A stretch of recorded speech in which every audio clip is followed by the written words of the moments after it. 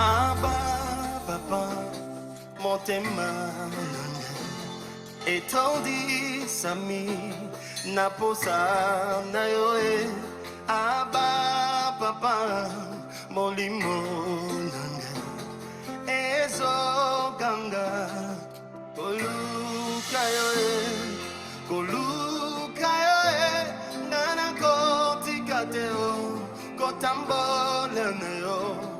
Osamote manangai kolanda yoe nana kole mbateo kungumba melayo tina bomo idake koluka yoe nana koti kateo.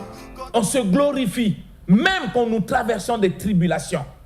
C'est ce que le livre de Romains nous enseigne. Nous nous glorifions même dans les tribulations, sachant que la tribulation produit en nous la persévérance. L'émission Parole de vie avec le pasteur Lévi Nikwe, chaque mardi à partir de 17h10 sur DRTV International. Nous voulons rendre grâce au Seigneur. Dans notre émission Parole de vie, nous sommes en train de développer des sujets importants afin d'enseigner le peuple de Dieu à revenir à l'évangile tel que le Seigneur Jésus-Christ a laissé pour son Église. Nous avons parlé de l'amour dans la prière, quand nous prions pour nos prochains, quand nous prions pour tous les hommes, sans exclure personne. Nous devons avoir dans notre cœur l'amour. Parce que sans amour, toutes nos prières sont vaines et inutiles. Aujourd'hui, Dieu a fait grâce que nous puissions encore être là. Nous allons continuer dans cet élan. Et cette fois-ci, je vais vous parler de l'amour selon Dieu. Parce que souvent dans le monde, nous confondons des choses. Parfois dans nos pensées, on a comme l'impression que nous aimons.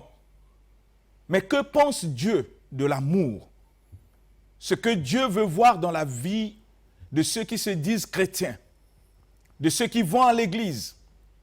Parce que je vous ai dit que je suis contre une croyance aveugle. Il faut que toute personne qui va à l'église doit avoir la bonne conscience du pourquoi il va à l'église. Qu'est-ce qu'il va chercher?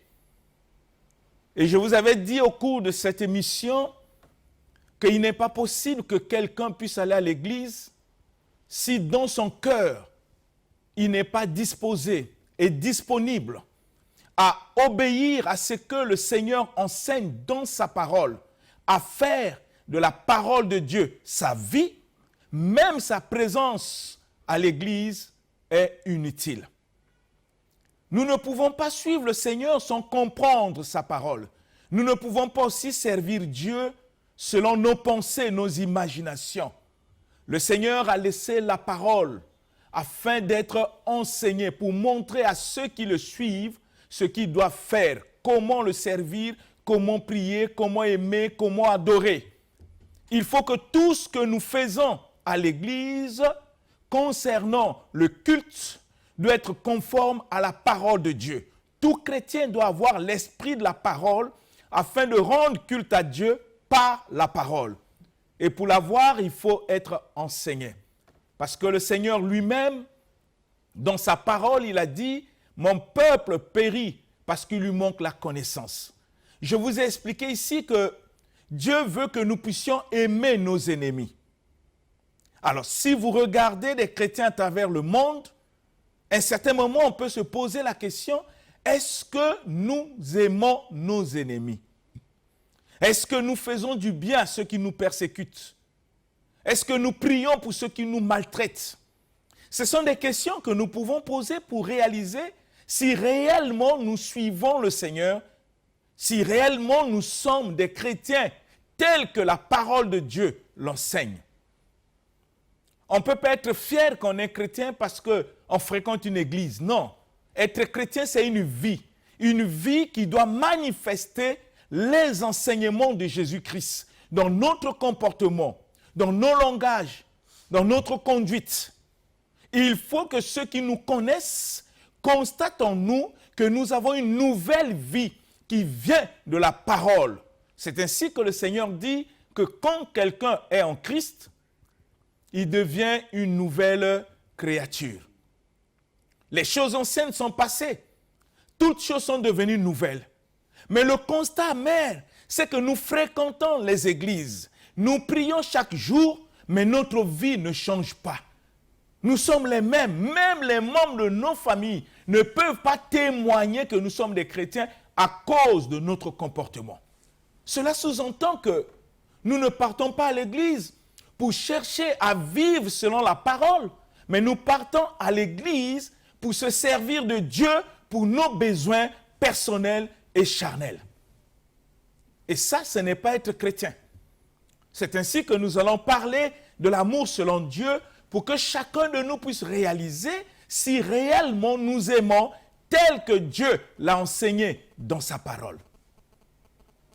Il ne faut pas oublier que quand nous parlons du salut, vous allez constater avec moi quand nous allons lire des Écritures que le salut, c'est l'œuvre de l'amour. Le salut. Sans amour, il n'y a pas de salut. Tout commence par l'amour, bien-aimé. Pour que tu sois sauvé, c'est l'amour. Pour que nous devenions des enfants de Dieu, c'est l'amour. Pour que nous devenions des chrétiens, c'est l'amour. Bien-aimé, c'est l'amour. Oui, réalisez cela. Sans amour, il n'y a rien. Sans amour, il n'y a pas de vie. Sans amour, il n'y a pas de salut. Parce que Dieu lui-même est défini par la parole étant qu'amour. La Bible dit Dieu est amour. Cela sous-entend que tous ceux qui sont nés de Dieu, c'est-à-dire les personnes qui sont nées de nouveau, sont aussi amour. Bien-aimés, ne soyons pas fiers à être chrétiens, à confesser devant les gens parfois ce que nous ne sommes pas. Lisons le livre de Jean, chapitre 3, et nous allons lire le verset 16. Nous commençons par ce chapitre. Jean chapitre 3, le verset 16. Dans la version Louis II, revue, lisons le nom du Seigneur. Amen. Car Dieu a tant aimé le monde qu'il a donné son Fils unique, afin que quiconque croit en lui ne périsse point, mais qu'il ait la vie éternelle. Amen. Amen. Vous commencez que le salut vient de l'amour. La Bible dit que Dieu a tant aimé le monde. S'il n'avait pas aimé le monde, Christ ne devait pas mourir sur la croix. C'est l'amour qui a mené Jésus sur la croix pour que nous puissions avoir le salut. Dieu a tant aimé le monde, il a donné son Fils unique. Pourquoi Dieu donne son Fils? Parce qu'il a aimé. S'il n'avait pas aimé, il ne devait pas donner. Donc vous comprenez que le salut vient de l'amour. Il a tant aimé, il a donné son Fils unique afin que quiconque croit ait la vie éternelle. C'est de cet amour que Dieu veut que nous puissions comprendre. C'est de cet amour que Dieu veut voir cela se manifester dans le chef de ceux qui se disent chrétiens, du pasteur jusqu'au fidèle. C'est de cet amour.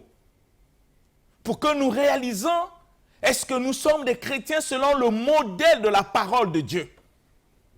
Ou nous sommes des chrétiens selon nous-mêmes? Et parfois, nous-mêmes, nous ne comprenons pas qu'est-ce que ça veut dire être chrétien. C'est une vie. C'est vivre comme Christ sur la terre. C'est ça être chrétien. Manifester la vie de Jésus par nos comportements, par notre langage, afin qu'il y ait l'impact non seulement dans la nation, mais même dans nos familles. À ce moment-là, on ne va plus dire aux gens que nous croyons en Dieu, mais ils vont voir par notre conduite et ils seront convaincus que nous croyons en Dieu. Parce que même le mot croire n'est pas seulement une confession, bien-aimé. C'est une vie. Tu ne peux pas croire à quelque chose auquel tu n'obéis pas. Si tu désobéis à la parole de Dieu, il faut poser la question, tu crois en qui et en quoi? Il a tant aimé le monde. C'est ainsi que comme Dieu a tant aimé le monde et que le salut sort de l'amour, le Seigneur nous recommande dans sa parole. Il ne parle pas aux païens, il parle à tous ceux qui se sont engagés avec leur cœur à le suivre et à le devenir chrétien. Parce que c'est un problème d'engagement. Quand vous voyez le message de l'évangile, le premier message de l'évangile, c'est la repentance. Et je l'ai développé au cours de cette émission pour montrer que quand une personne ne passe pas par la repentance, il ne peut devenir chrétien. Parce que la repentance n'est pas une confession, c'est une décision. Décision de prendre conscience de la vie qu'on mène dans le péché et décider de changer pour que Dieu puisse nous transformer. Cet état d'esprit de décider pour changer, c'est ce que la Bible appelle la repentance, c'est-à-dire la parole de Dieu appelle ça la repentance. Mais puisque Dieu est amour, puisque nous avons reçu le salut, grâce à l'amour du Seigneur, comme il a tant aimé le monde, mais qu'est-ce que Dieu recommande à ceux qui croient en lui? Qu'est-ce que le Seigneur recommande à son Église, aux chrétiens, à ceux qui ont pris l'engagement de suivre Dieu et de le servir? Nous lisons le livre de Matthieu, chapitre 22, et le verset 36 jusqu'au verset 34. Le verset 36 plutôt jusqu'au verset 40. Matthieu chapitre 22, du verset 36 au verset 40. Nous lisons au nom du Seigneur. Amen. Maître, quel est le plus grand commandement de la loi? Jésus lui répondit, tu aimeras le Seigneur, ton Dieu, de tout ton cœur, de toute ton âme et de toute ta pensée. C'est le premier et le plus grand commandement. Et voici le second qui lui est semblable. Tu aimeras ton prochain comme toi-même. De ces deux commandements dépendent la loi et le prophète. Amen. Amen. Bien-aimés, vous comprenez, à un certain moment, l'évangile n'est pas seulement miracle ou guérison. Non, bien-aimés. Je vous ai dit que Jésus est mort sur la croix, non pour faire des miracles ou guérir, parce que par ses maîtrisures, nous sommes déjà guéris, et cette guérison se manifeste par des prières que nous faisons. Mais ce n'est pas ça le but de la croix. Le but de la croix, c'était pour transformer des chrétiens, des hommes et des femmes du monde entier, là où le péché nous a déformés. Comprenez avec moi que Jésus-Christ est mort sur la croix à cause du péché. C'est ainsi que Dieu nous communique la nouvelle vie par sa parole. Un docteur de la loi rencontre Jésus. Il lui pose une question très importante. Il dit, quel est le plus grand commandement de la loi? La question est posée à Jésus. Quel est le plus grand commandement de la loi? Regardez la réponse de Jésus-Christ. Jésus dit le plus grand commandement de la loi. Regarde la réponse. Tu aimeras ton Dieu de tout ton cœur, de toute ton âme, de toute ta pensée et de toute ta force. La question était, quel est le plus grand commandement de la loi? Dieu parle de l'amour. Il dit le plus grand commandement de la loi. Jésus répond, tu aimeras ton Dieu de tout ton cœur, de toute ton âme, de toute ta pensée et de toute ta force. Si nous posons la question à nous qui sommes des chrétiens, est-ce que nous avons accompli ce commandement? Le Seigneur ne s'arrête pas là. Mais il faut d'abord poser la question, est-ce que nous aimons Dieu de tous nos cœurs? Est-ce qu'on l'aime de tous nos cœurs?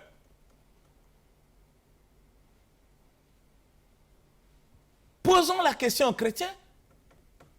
Si nous aimons Dieu de tous nos cœurs, de toutes nos pensées, de toute notre force, cela veut dire que se soumettre à lui n'est pas un problème. Vous ne pouvez pas prétendre aimer Dieu et que vous désobéissez à sa parole.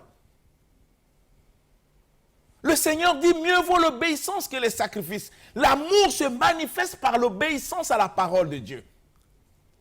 Est-ce que nous aimons Dieu de tout notre cœur, de toutes nos pensées, de toute notre âme et de toute notre force? Et le Seigneur ajoute, il dit c'est le premier et le plus grand commandement. Mais si nous étant que chrétiens, nous n'avons pas encore accompli ce premier et le plus grand commandement, comment nous pouvons prétendre servir Dieu? On va le servir dans quel état d'esprit si le premier et le plus grand commandement n'est pas accompli dans notre vie? Si notre cœur est partagé entre le monde et le Seigneur, si notre cœur est partagé entre le péché et Dieu, et tant que Dieu nous exige dans sa parole que si nous voulons le suivre, nous devons d'abord l'aimer de tout notre cœur. Dieu doit être une priorité des priorités dans notre cœur. Nous ne pouvons pas le partager avec le péché. Nous ne pouvons pas le partager avec autre chose. C'est un problème de choix. C'est un problème de détermination. C'est un problème de conscience.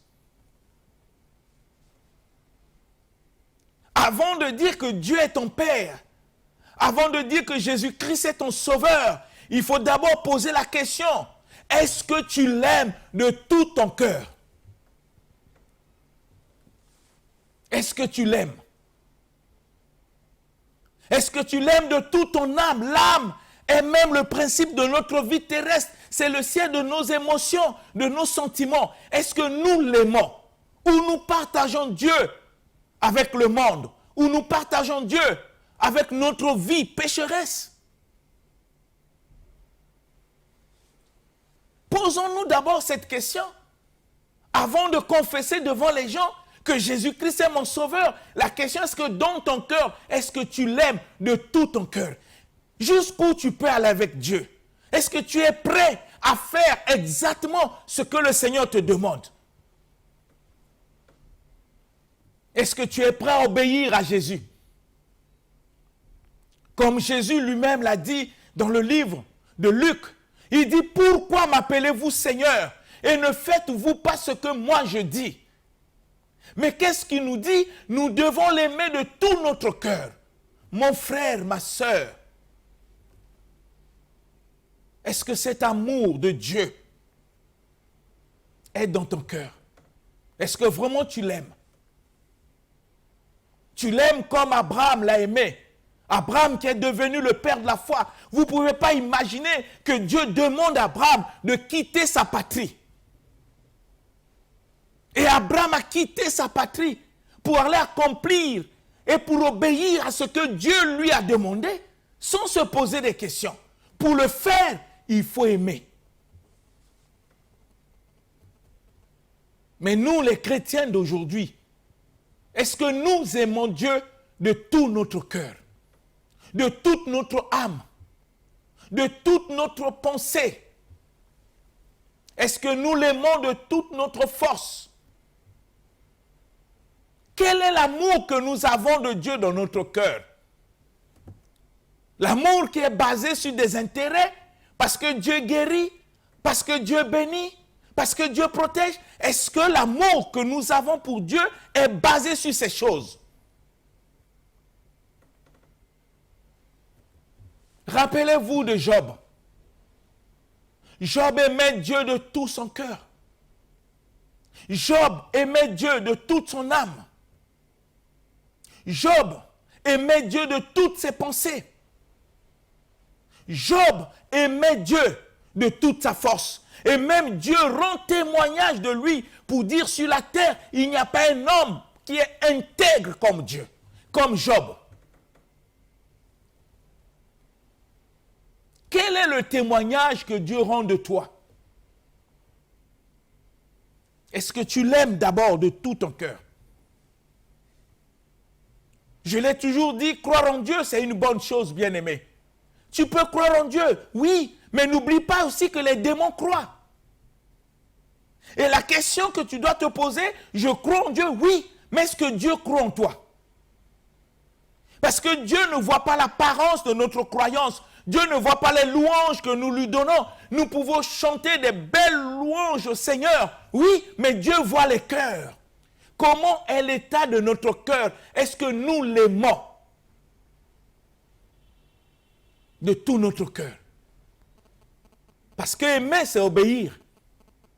Abraham a aimé, il a obéi. Rappelez-vous même, quand Dieu a donné à Abraham Isaac, le même Dieu est venu dire à Abraham, sacrifie ton fils. Mais le fait qu'Abraham a aimé Dieu, il n'a pas hésité. Et qu'est-ce que Dieu dit à Abraham? Mais non, je sais que tu m'aimes. Donc vous comprenez, l'amour, c'est l'obéissance. Quand nous obéissons pas à ce Dieu auquel nous prétendons être notre Père, nous prétendons être notre Seigneur et Sauveur, cela montre à suffisance que nous n'avons pas l'amour pour lui. Et tant que le Seigneur dit, le premier et le plus grand commandement, c'est d'abord d'aimer Dieu. De tout notre cœur, toute notre âme, toutes nos pensées et toute notre force. Et le Seigneur ajoute, le second, il dit, et voici le deuxième qui lui est semblable. Tu aimeras ton prochain comme toi-même. Bien-aimé, vous voyez, j'aime Dieu quand il parle. Si Dieu nous demandait simplement d'aimer le prochain et qu'il s'arrêtait là, chacun devait aimer son prochain comme lui pense, comme il veut. Mais Dieu précise, il nous montre la manière dont nous devons aimer notre prochain. Le Seigneur dit, nous devons aimer le prochain comme nous-mêmes. Tu aimeras ton prochain comme toi-même. Je ne sais pas si nous comprenons ce que ça veut dire. Aimer son prochain comme toi-même. Si nous aimons comme Dieu le dit, et que j'aime mon prochain comme moi-même, cela veut dire que ce que je ne veux pas qu'on puisse me faire, je ne le ferai jamais pour mon prochain. Si je ne veux pas qu'on puisse me mentir, je ne vais pas mentir au prochain. Si je ne veux pas qu'on puisse me critiquer, je ne peux pas critiquer le prochain. C'est amour du prochain. La question que nous devons nous poser, est-ce que dans nos églises, nous nous aimons?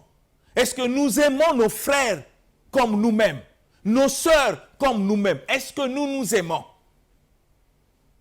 Si au sein d'une église, nous nous critiquons, nous nous haïssons, nous parlons mal les uns les autres, à ce moment-là, nous devons poser la question, qui nous suivons, qui nous servons? Parce que le Seigneur que nous servons, le Seigneur que nous suivons, nous recommande dans sa parole, un, de l'aimer de tout notre cœur, deux, d'aimer notre prochain comme nous-mêmes. Est-ce que c'est ce que nous faisons? Pour être fiers de dire aux gens que nous sommes des chrétiens, qu'est-ce qui fait de toi chrétien? Si dans ton cœur, tu n'as pas l'amour pour ton prochain, qu'est-ce qui fait de toi chrétien? C'est quel genre de chrétien es-tu? Quel genre de chrétien? Parce qu'ici, le Seigneur nous montre le comportement du chrétien, c'est-à-dire de celui qui suit Christ.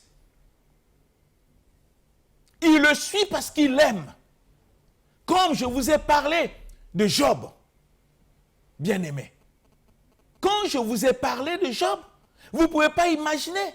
Job ne suivait pas Dieu à cause des bénédictions, à cause des richesses, à cause de tout ce que Dieu a fait dans sa vie. Parce qu'il est arrivé un moment que le Seigneur a permis que le diable puisse détruire Job. Et en un clin d'œil, Job avait tout perdu. Mais sa foi en Dieu, l'amour qu'il avait pour Dieu reste intact. Et vous savez sa confession. Dieu a donné et Dieu a repris. Que son nom soit béni. Pourquoi il bénit le nom de Dieu dans des moments difficiles? Mais parce que l'amour qu'il a pour Dieu est parfait. Cet amour n'est pas lié au bien matériel. Cet amour n'est pas lié pour tout ce que Dieu fait dans sa vie. Cet amour vient du cœur. C'est un choix.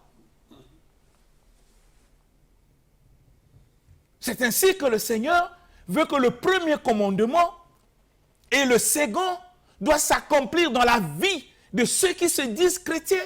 Je ne peux pas, bien-aimé, prétendre être chrétien si dans mon cœur, je sais qu'il y a des gens que moi, je n'aime pas. Il y a des gens que je ne veux pas voir. Il y a des gens que je ne veux pas porter dans ma vie. Il y a des gens que je veux voir disparaître. Mais quel genre de chrétien? Quel genre de chrétien? Si le Seigneur a tant aimé le monde, si Jésus est parti sur la croix quand nous étions encore des pécheurs, bien-aimés, vous voyez l'amour que Jésus a pour nous, ce n'est pas un amour conditionné. Il a sacrifié sa vie sur la croix quand nous étions encore des pécheurs. Dieu continue à nous parler, Dieu continue à nous exhorter, au-delà de nos manquements, il continue, c'est la preuve de son amour. Mais comment, bien-aimé, quelqu'un peut dire que je suis chrétien et que dans son cœur, même dans sa famille, il y a des gens que lui ne portent pas. Il y a des gens qui veulent voir disparaître. De quelle chrétienté nous parlons? Si dans nos églises, entre nous les pasteurs, on est divisés, on ne s'entend pas, on se critique, de quel amour nous parlons? Parce que le Seigneur veut que nous puissions accomplir le premier commandement, d'aimer ton prochain comme toi-même. Mais si au milieu de ceux qui disent chrétiens que nous sommes, il y a des divisions, il y a l'esprit de parti. Si nous ne nous entendons pas, nous saluons des frères par hypocrisie. Après avoir salué, quand on tourne le dos, on commence à parler mal de lui. De quoi nous parlons exactement? De quelle chrétienté? Être chrétien n'est pas une confession, bien-aimé. C'est une vie qui manifeste l'enseignement de Jésus. Une vie qui manifeste la parole du Seigneur. Mais qu'est-ce que Dieu me dit dans sa parole? Que je dois l'aimer de tout mon cœur et aimer mon prochain comme moi-même. Il faut que je me pose des questions. Est-ce que ces commandements sont dans mon cœur?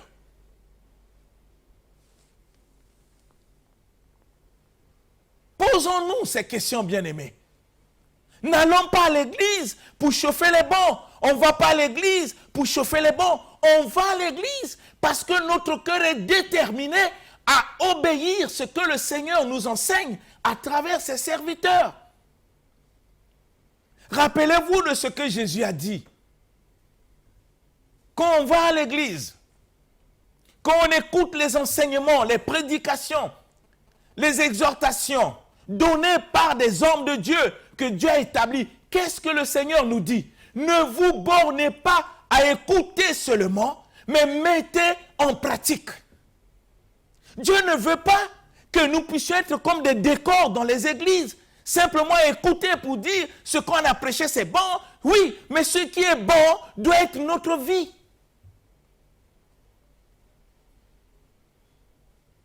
Le docteur a posé une belle question à Jésus. Quel est le plus grand commandement? Si je n'arrive pas à obéir au plus grand commandement, la question, je suis Jésus, pourquoi? Pour être qui? Pour devenir qui? Et tant que le Seigneur m'enseigne de l'aimer, il faut que je réalise quel est l'amour que j'ai pour Dieu. Jusqu'où je peux aller avec le Seigneur? Parce que l'amour pour Dieu se manifeste par l'obéissance. Il a dit, mets en pratique. Si je n'arrive pas à mettre en pratique ce que le Seigneur me dit, lui-même, dans sa parole, il dit, pourquoi tu m'appelles Seigneur? Il est mon Seigneur en quoi? Si je n'obéis pas, si je ne sais pas aimer mon prochain, Jésus est mon Seigneur en quoi? C'est la question que je dois poser. Et le Seigneur continue pour dire, de ces deux commandements dépendent la loi et les prophètes. De ces deux commandements, aimer Dieu de tout notre cœur et aimer le prochain comme nous-mêmes. Combien dans nos églises, c'est très malheureux de trouver des personnes que nous sommes, nous qui fréquentons l'église, bien-aimés, pour être des vrais modèles de la société concernant l'amour, mais au sein même de nos églises, nous nous divisions parfois pour des questions matérielles. Nous n'arrivons pas à aimer, même dans nos familles.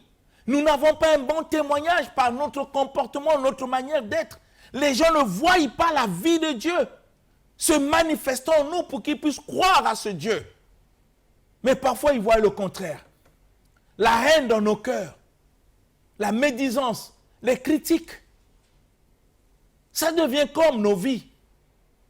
Nous continuons à vivre comme des païens.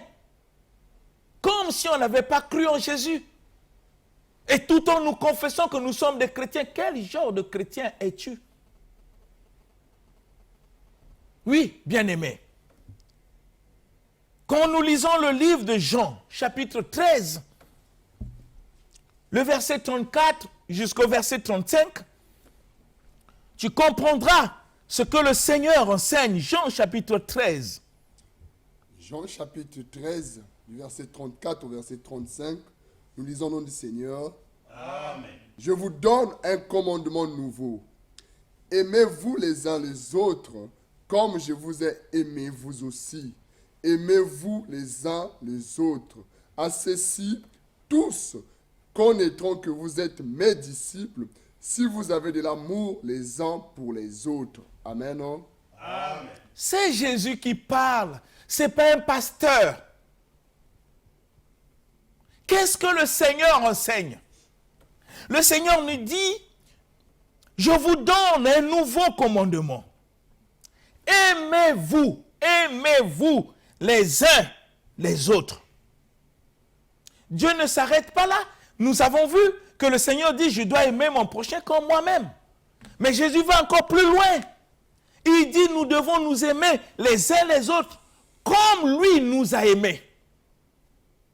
Ça veut dire que si je veux aimer un frère ou une sœur, mes parents, ma famille, mes amis, les collègues au boulot, étant chrétien, l'amour que je dois donner à ces gens doit être conforme à l'amour que Jésus a donné pour moi.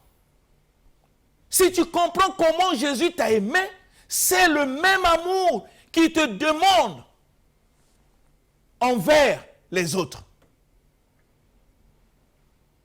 C'est ainsi qu'il dit, aimez-vous les uns les autres comme moi, conjonction de comparaison, comme moi je vous ai aimé.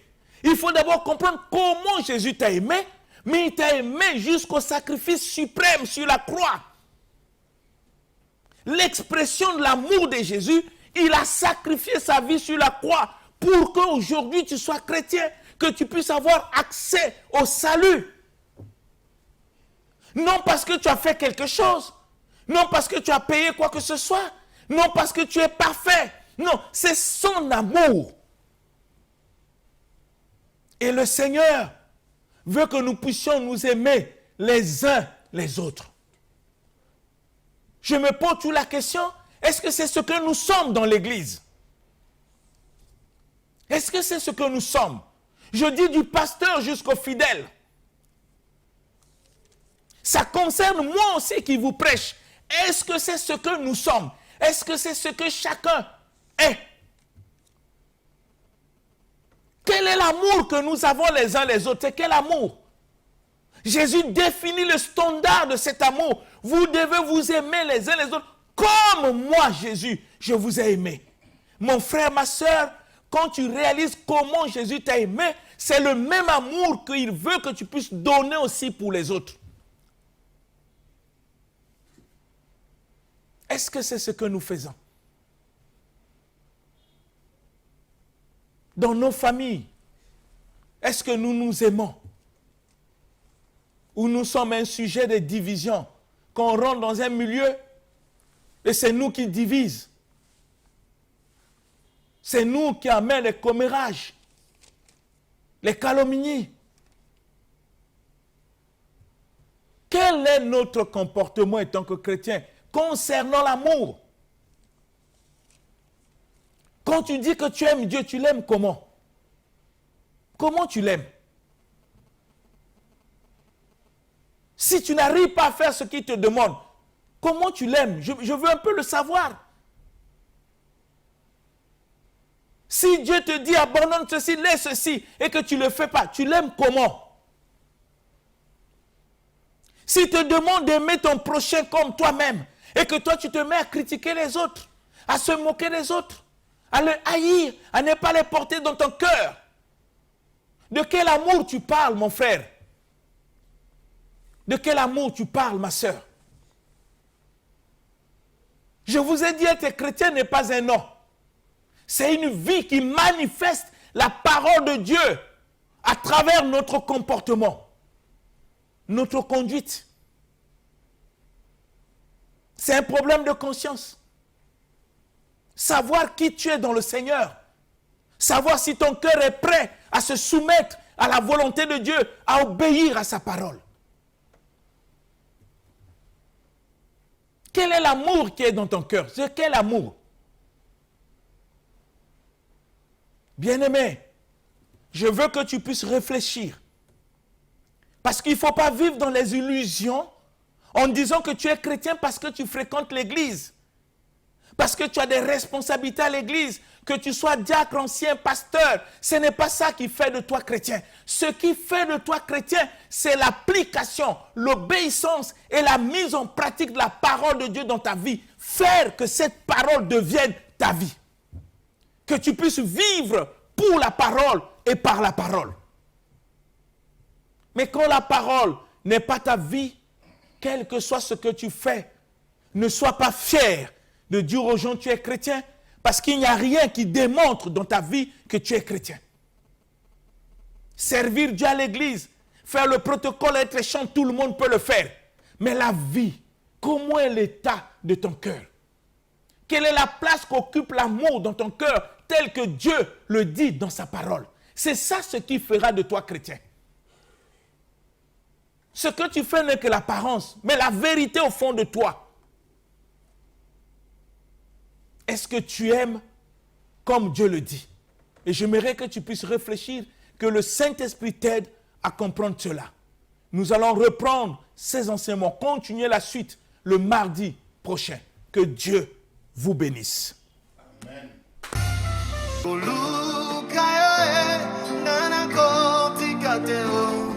On se glorifie, même quand nous traversons des tribulations.